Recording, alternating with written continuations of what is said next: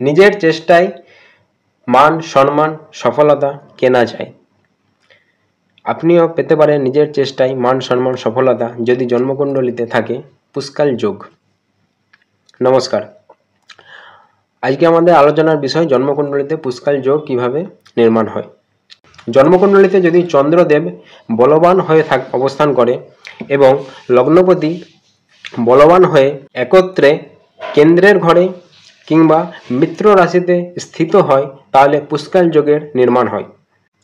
উদাহরণ সাপেক্ষে এখানে 1 নম্বর রাশি রয়েছে লগ্নে, অর্থাৎ এটি মেষ লগ্নের পত্রিকা, সেই হিসাবে 2, 3, 4, 5, 6, 7, 8, 9, 10, 11, 12 মেষ লগ্নের পত্রিকাতে লগ্নপতি মঙ্গলদেব।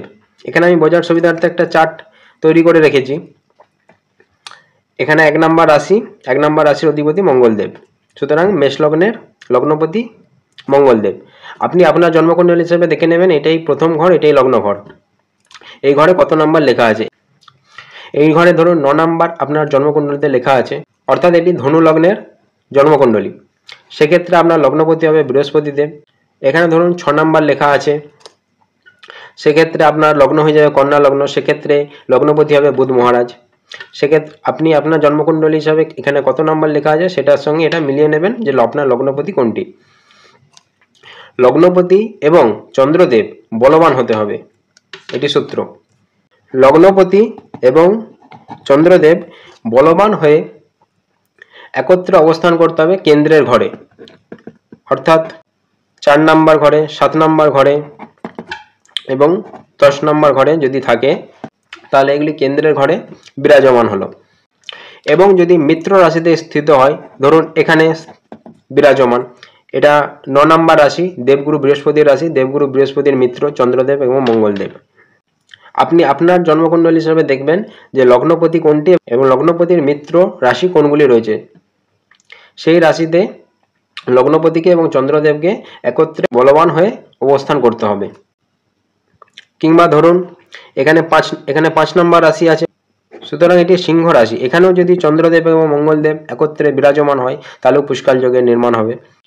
অর্থাৎ চন্দ্রদেব এবং লগ্নপতি বলবান হয়ে কেন্দ্রে কিংবা মিত্র রাশিতে যদি স্থিত হয় তাহলে পুষ্কাল যোগের নির্মাণ হয়। এই যোগে জন্মগ্রহণকারী ব্যক্তি নিজের চেষ্টায় সমস্ত সফলতা, সে চাকরি হোক বা ব্যবসায়ী হোক, সফলতা অর্জন করতে পারেন এবং তিনি মান সম্মান প্রভাব প্রতিপত্তি তার সমাজে একটা তৈরি হয়ে যায়। কিন্তু এই ঘরে, অর্থাৎ এই 6 নম্বর ঘরে, 8 নম্বর ঘরে কিংবা 12 নম্বর ঘরে যদি মিত্র রাশিও থাকে এবং চন্দ্রদেব এবং লগ্নপতি একত্রে বিরাজমান হয়, সেক্ষেত্রে কিন্তু এর প্রভাব পাওয়া যাবে না। কারণ লগ্নপতি 6 নম্বর, 8 নম্বর এবং 12 নম্বর ঘরে যখন থাকে সে বলহীন হয়ে পড়ে, এটি একটি দুর্যোগ, সেই ব্যক্তির জীবনে সংঘর্ষ লেগেই থাকে। সুতরাং এক্ষেত্রে এটি লাগু হবে না। 6, 8, 12তে যেমন না থাকে, কেন্দ্রের ঘরে কিংবা অন্য কোনো ঘরে মিত্র রাশিতে থাকতে হবে, তাহলেই এই যোগ লাগু হবে।